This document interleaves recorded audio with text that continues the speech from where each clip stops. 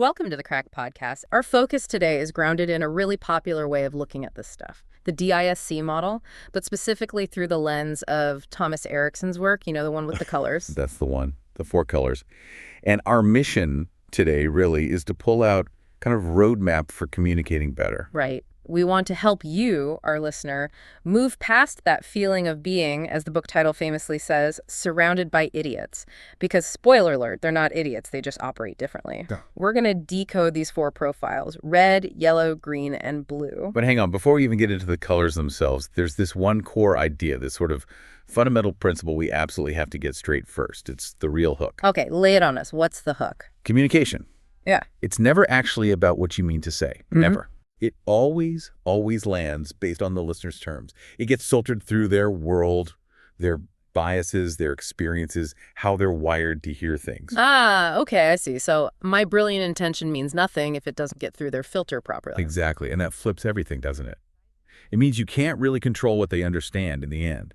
What you can control is how you package it, how you adapt your message to fit their frequency, their color, so to speak. That demands a lot of adaptability from us, from the speaker. It does. It takes effort. But this color system, it's useful because it simplifies some pretty complex psychology, stuff that's been around for ages, into something, practical, digestible. It makes seeing those interaction patterns way easier. Makes sense. And hey, while we're setting the stage here, if you're finding this interesting already, please do us a quick favor, hit that like button and subscribe to the Crack Podcast channel. Yeah, that really helps us out and keeps these deep dives coming. We appreciate the support. Okay, so let's dig into this foundation. Before we start slapping color labels on everyone we know. Which is tempting. Right. Totally tempting. Yeah. But first, we need to understand the mechanics behind why people act the way they do. The source uses a really great analogy for this, the toolbox analogy. I love that one. The toolbox analogy is brilliant because it kind of takes the judgment out of it.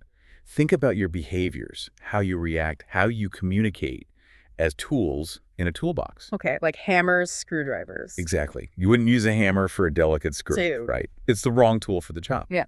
Similarly, your default way of communicating, maybe it's super direct, might be completely wrong for someone who's really sensitive. So understanding the situation, the person you're dealing with, lets you pick the right tool, the right behavior for that specific interaction. Precisely. It's about conscious choice, not just reacting on autopilot. And the source also tries to define what it means by normal behavior in this context. It's not about being good or bad normal, is it? No, not at all. It's more technical. In this framework, normal behavior has a few key traits. First, it's generally predictable. People tend to react in ways they've reacted before, these sort of habitual patterns. Okay, predictable. Second, it's observable. You don't need a PhD to notice these patterns in people you interact with regularly. Right, you can spot it. Third, it becomes understandable once you grasp the underlying motivation, the why behind the color. Makes sense. And maybe the most crucial point, it's changeable. Our behavior isn't totally fixed. We can modify it if we're open to it, if we reflect on it. But here's the catch, isn't it? The source points out that we're almost never just purely ourselves, acting completely naturally. Almost never. It says there are really only 2 situations where you can be 100% authentically you without any filter. Which are? When you're totally alone. Okay, fair enough. Or when you're surrounded by people who are exactly like you. A complete echo chamber. Ah, where everyone gets you instantly. Right. The second you interact with someone, different color, different background, you start adapting. Subconsciously, consciously, you adjust. We put on different masks for work, for family, for meeting new people. Adaptation is constant. So if we're constantly adapting anyway, why do we have these core tendencies, these colors, in the first place? Where do they come from? That leads to the sort of formula the book mentions. Behavior is a function of personality and the surrounding factors, or BEF, PXSF. Okay, unpack that a bit. Personality and surroundings. Right. Our basic personality, our core tendencies, seem to come from a mix. There's heredity stuff we likely inherit genetically from parents, grandparents, maybe a predisposition towards being outgoing or quiet. Like he gets his temper from his father, that kind of thing. Exactly. But then there's the environment, especially early on. We learn by watching, mirroring, or sometimes even reacting against key figures in our lives, parents, teachers, role models. So nature and nurture. Pretty much. And this shapes 2 different layers within us. Core values and attitudes. They sound similar, but they're really different. How so? Core values are like the bedrock. They're learned really early, usually deep-seated beliefs about big things: honesty, fairness, loyalty, hard work.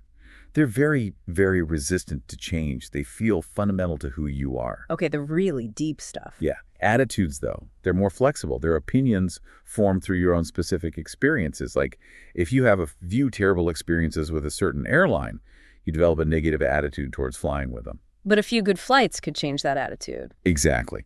Attitudes can shift with new information or experiences. But your core value about, say, the importance of keeping promises, that's much harder to shake. Both these things, values and attitudes, influence the behavior we actually see, the stuff the colors help us understand. You know, it's kind of comforting that this whole idea of categorizing people isn't just some modern fad like a corporate team building thing. Oh, absolutely not. It's ancient. People have been trying to figure each other out and sort personalities for millennia. The book mentions Hippocrates, right? The old Greek doctor. Yeah, Hippocrates, often called the father of medicine. He came up with the four humors theory way back when, trying to explain temperament based on bodily fluids, believe it or not. It sounds a bit strange now, but the categories themselves are fascinatingly familiar. They really are. It maps almost perfectly onto Erickson's colors. You had the choleric temperament, fiery, ambitious, prone to anger. That's our red. Okay, makes sense. Then the sanguine, optimistic, cheerful, social. That's clearly yellow. The life of the party. Totally. Then the phlegmatic, calm, steady, unemotional, reliable. That's our green. Stable and dependable. And finally, the melancholic, thoughtful, analytical, maybe a bit pessimistic, detail-focused. That's blue. Wow, the parallels are uncanny. Red, yellow, green, blue, it was all there. And it wasn't just the Greeks. The source mentions other cultures, like the Aztecs, had similar systems based on elements fire, air, earth, water, that also kind of mirror these same fundamental human traits. It speaks to something universal. So this isn't just Erickson making things up. He's building on a long history and giving it a modern framework with DISC. Exactly. DISC is the more recent technical underpinning used in a lot of organizational psychology. D for dominance, I for influence or inspiration, S for steadiness or submission, and C for compliance or conscientiousness. And those letters directly link to the colors we're about to explore. D is red, I is yellow, S is green, C is blue. Precisely. Understanding this link, this history, it just reinforces that these aren't arbitrary labels. They represent fundamental patterns in how humans operate. And knowing them helps us move from just being, annoyed by people To actually understanding and interacting with them more effectively. That's the goal. Strategic, adaptable interaction. All right, let's meet the cast of characters. We'll start with the two profiles that are generally more extroverted, more action-oriented, faster-paced, red and yellow. First up, red. The D for dominance. Reds. Okay. Think decisive, driven, task-focused. They're the bold, ambitious ones who want to get things done, like yesterday. They're extroverts, but their energy is really channeled toward achieving results. The source mentions that pure red behavior is actually the rarest, right?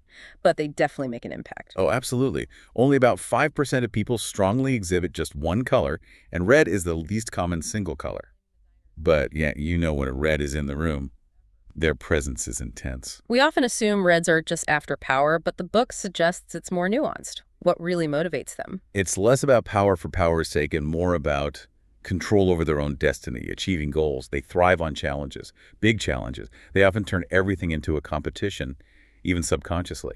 Like racing to the next traffic light. Kind of. They need that edge, that sense of progress and winning.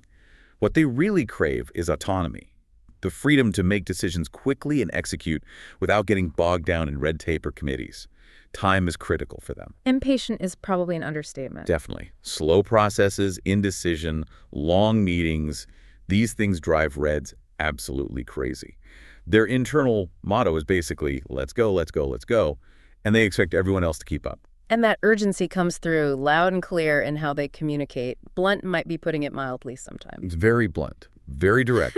For a red, getting the point across efficiently is way more important than, say, considering someone's feelings about it. They speak in bullet points, facts over fluff. And their body language matches. Oh, yeah.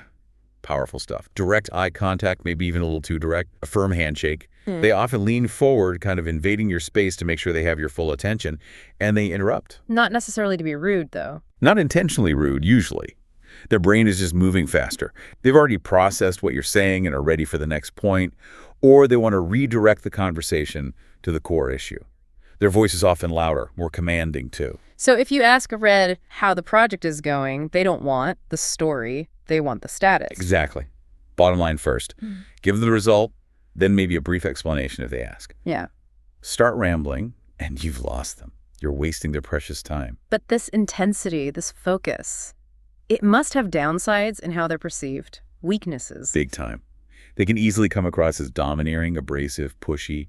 Because they're so task-focused, they can seem insensitive or lacking empathy. They're often quick to judge, usually judging efficiency or competence. Delegation must be hard for them. Terribly hard.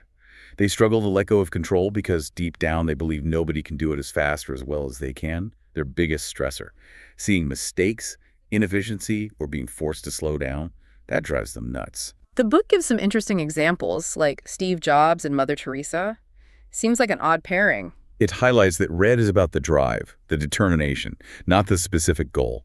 Jobs used that relentless red energy to revolutionize tech and build a business empire.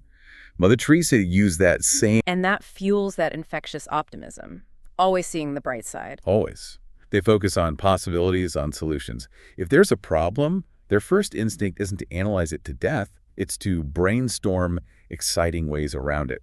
It creates this contagious energy. How does that translate into their communication style? Vibrant, very talkative. They often use colorful language, big gestures, lots of facial expressions.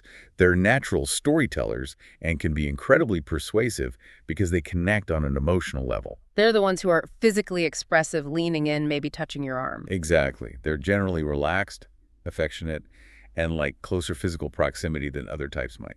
Their voice is usually animated, full of energy, with lots of variation in tone and pitch. They get excited. I can picture it. They're the ones who start telling you about the meeting agenda and end up describing their amazing weekend trip for 20 minutes with enthusiasm. That's the classic yellow detour. And that's also their biggest perceived weakness.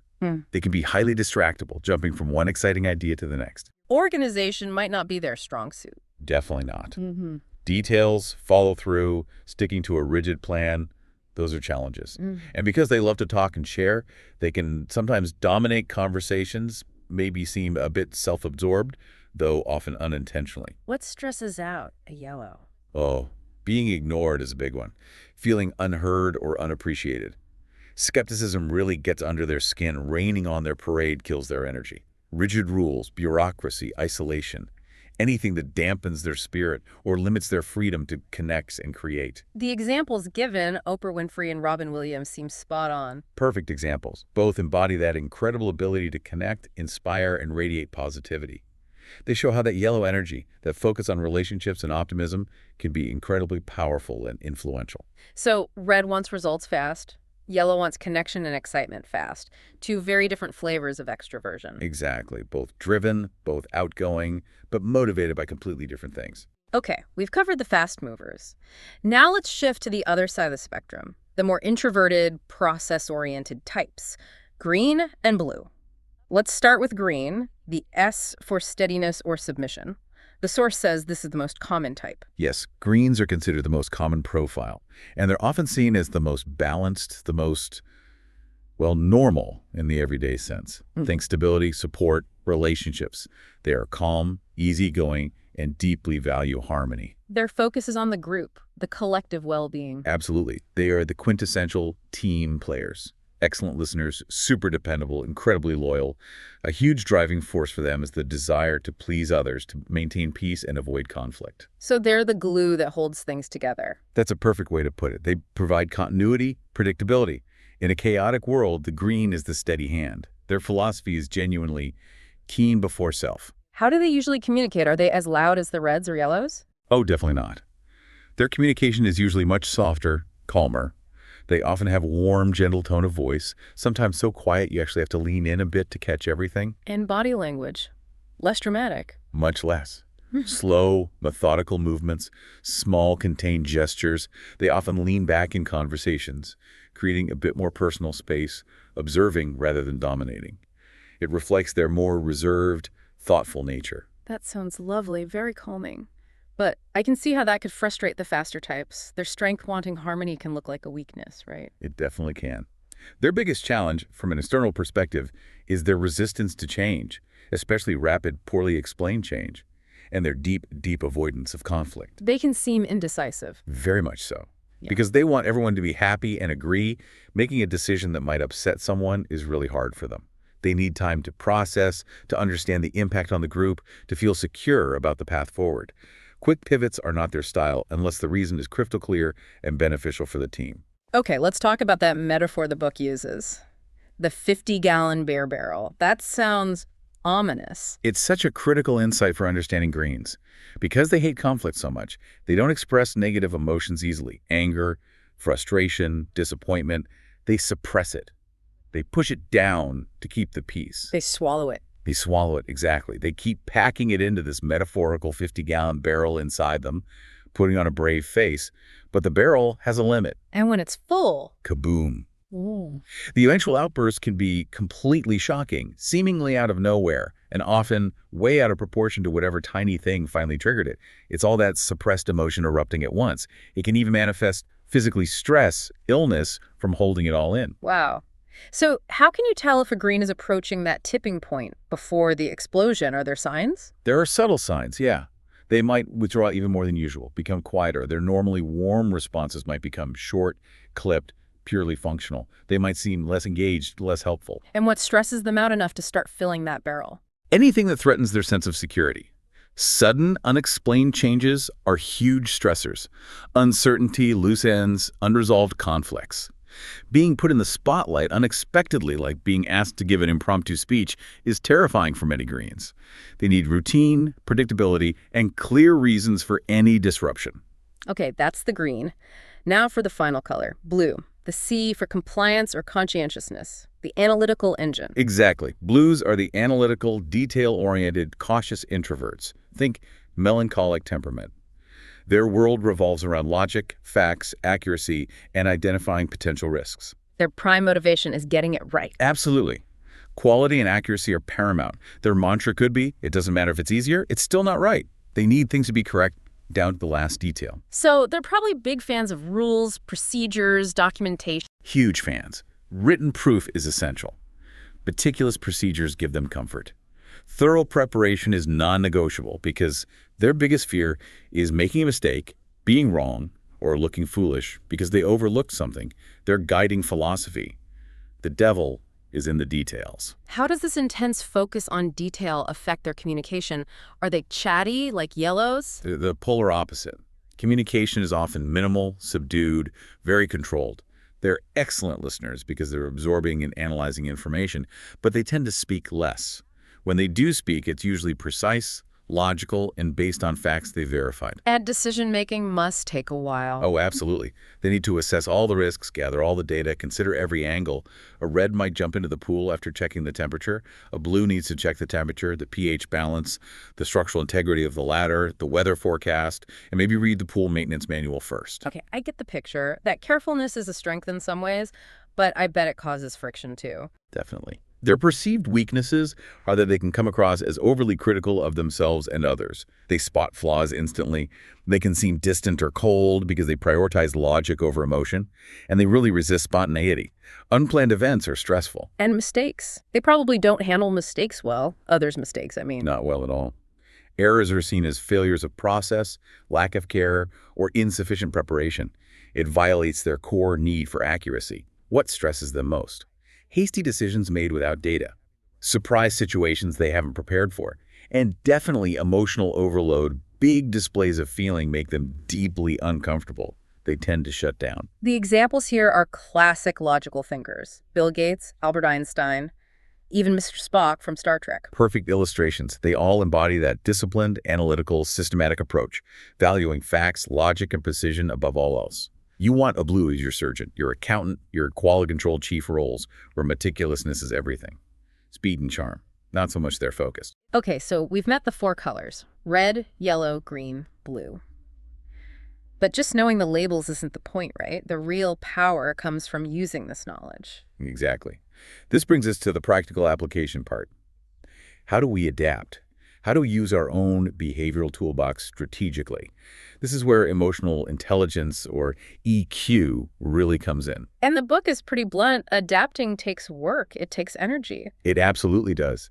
And it throws down a bit of a challenge, saying that hoping or expecting other people to change their fundamental wiring to suit you, well, that's a utopian vision.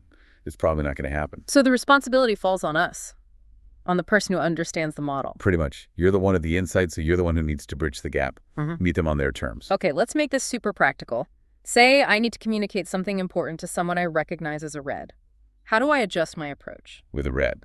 Speed and results. Yeah. Get straight to the point. Focus entirely on the bottom line, the outcome. Cut out the chit-chat, the background story, the feelings. Keep it professional, factual, brief. And if they push back or challenge me? Stay calm. Don't get emotional. Stick to the facts. Show confidence. They respect strength and directness. Even if they disagree initially, don't waffle. Okay. Now, what about the yellow?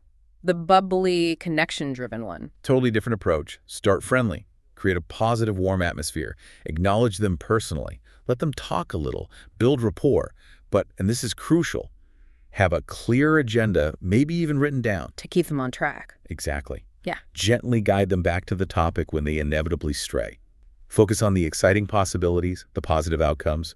Simplify the details. They get bored easily with too much data. Make it feel collaborative and fun. Makes sense. Now, for the green, needing that stability and harmony. Patience and reassurance are key. Offer structured plans, explain things logically and calmly, introduce changes gradually, not suddenly. Emphasize why it's necessary, how it benefits the team or maintains security. And avoid surprises. Absolutely avoid surprises. Give them time to process. Encourage small steps. Reassure them frequently. Don't put them on the spot in front of others. Create a safe, predictable environment for the conversation.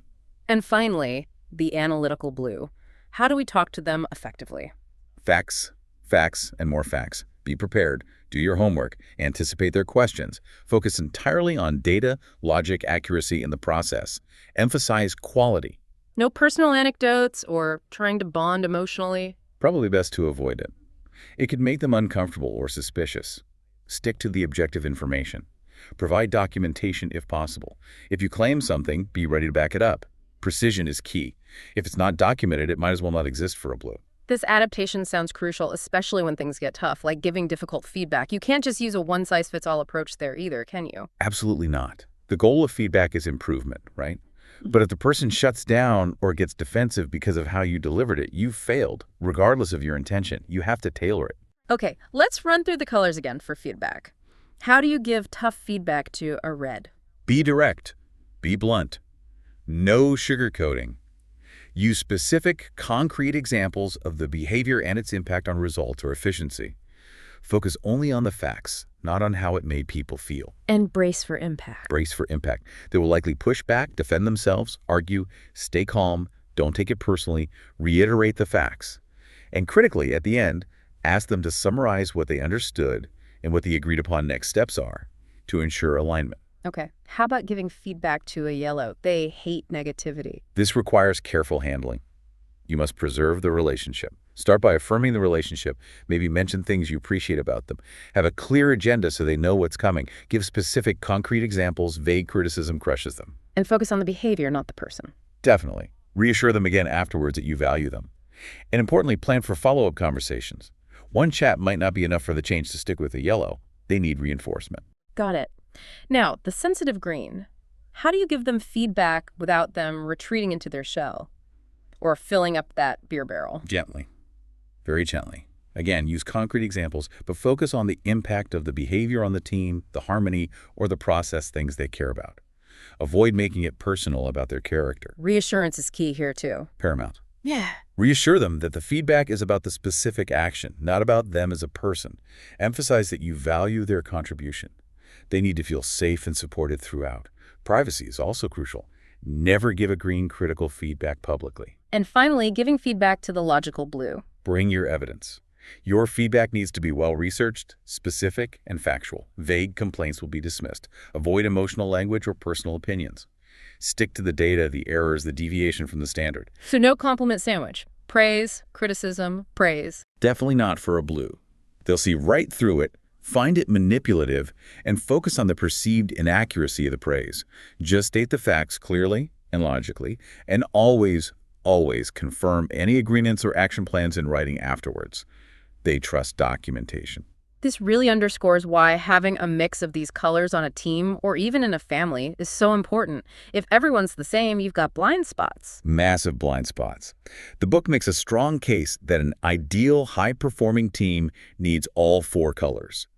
You need the yellows to brainstorm, generate enthusiasm, and connect with people. You need the reds to make tough decisions, push for action, and drive things forward. You absolutely need the greens for steady implementation, maintaining team cohesion, and ensuring follow-through. And you need the blues for quality control, risk assessment, detailed planning, and making sure things are done right. Exactly. Each color brings essential strengths. And some combinations naturally work better together than others, right? Like oil and water sometimes. Yeah, there are natural harmonies. Blues and greens often get along well. Both are generally calmer, more introverted, process-focused. Reds and yellows can also work well together. Both are faster-paced, action-oriented extroverts, though they might compete for the spotlight. But the clashes are where the sparks fly. Oh yes.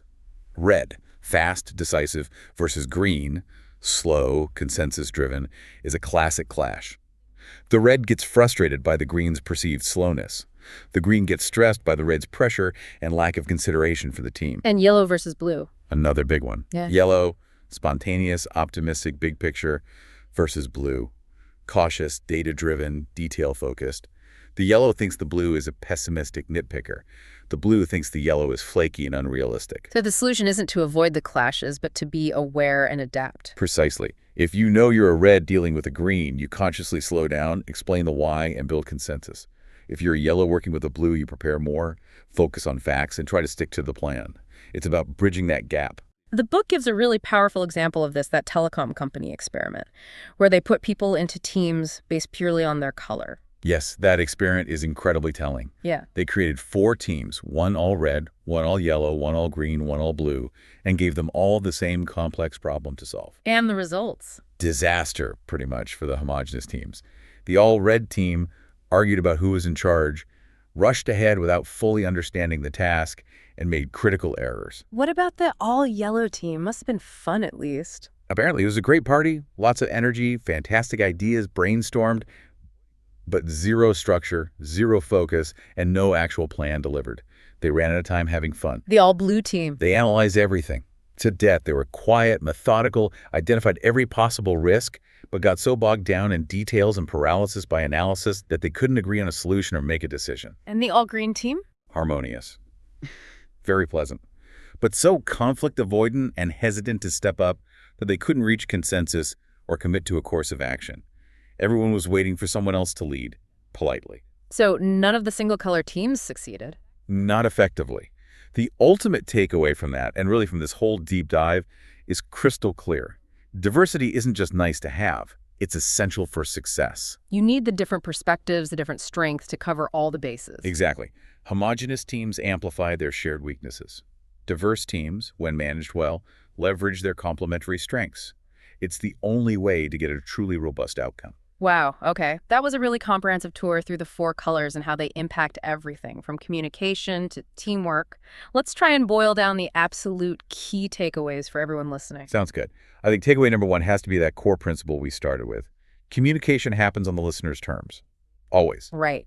Your intent is secondary to their perception, so adapting your style isn't optional if you want to be truly effective. It's mandatory. Takeaway number 2. These 4 colors, red, yellow, green, and blue.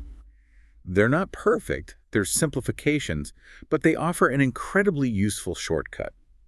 A quick way to understand someone's likely motivations, how they make decisions, and importantly, what might stress them out. It gives you a starting point for that adaptation. And takeaway 3. That adaptation, that flexing your style using emotional intelligence, it's not about being fake or manipulative. The Force frames it more as strategic kindness. Strategic kindness, I like that.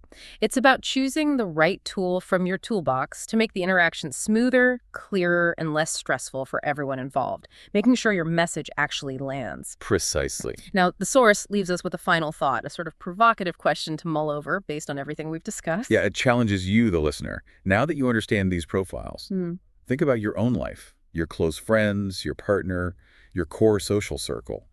Do you tend to surround yourself mostly with people who are your own color? Creating that comfortable echo chamber we talked about earlier? Exactly. Or do you actively seek out, or at least embrace, the opposites? Do you value the friction, the different perspectives, the strengths that come from those who see the world completely differently? Because the implication is that maybe that friction, that challenge between, say, the red speed and the blue's detail, or the yellow's optimism and the green's stability, maybe that's where real growth and strength lie, in navigating those differences. That seems to be the suggestion, finding the balance. But ultimately, as the author says, the rest is up to you. How you use this knowledge is your choice. A lot to think about indeed. Well, thank you so much for joining us on this deep dive into the 4 colors of communication. We hope you found it insightful. We really hope it gives you some practical tools you can start using right away. And if you did find this valuable, please take a second to hit that like button and definitely subscribe to the Crack Podcast channel. It helps us keep bringing you these detailed explorations. Thanks for listening, everyone. We'll catch you on the next deep dive.